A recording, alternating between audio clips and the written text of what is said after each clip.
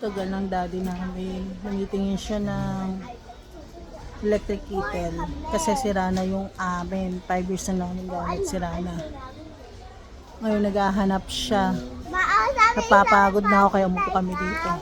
Pagod. Ayun na. Mami, sabi ni Kimi! Pagod na kami.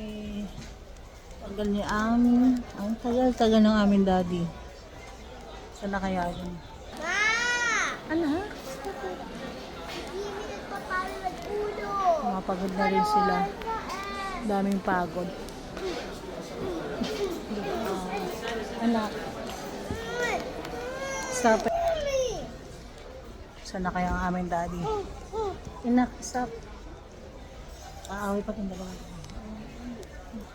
Kaaway sila. Nakita ko na siya. Nakita ko na siya. Tagal-tagal niya. Ito siya. Ayan siya. Okay na yan, Nan? Okay na yan. Umiyak na naman yan. Nag-away sila. Kim! Namir! Okay guys, bye-bye na. Nakapili na kami. Sige na, bye-bye. Ito na guys, nakapili na siya. Ano yan, Nan? Patingin. Stainless 304. Patingin. Pag ganyan ba, ano yan? O nga no. Food grade. Okay, Stainless. okay siya. Ah, Okay, yan na. Magkano yan? 1499. 10% off pa. Okay na yan. Pagod na ako.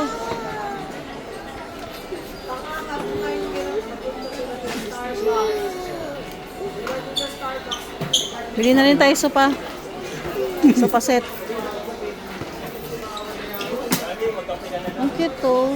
Kasi lang hindi daw safe yung mga ganito eh. Mga ganyang lutuan. Hindi daw safe yun. Non-stick? No? Toxic daw yan. Kaya kahit cute, hindi ako bibili. Dito tayo sa safe. Safe ba to, Han? Safe to, no? Yan na guys. Bye-bye.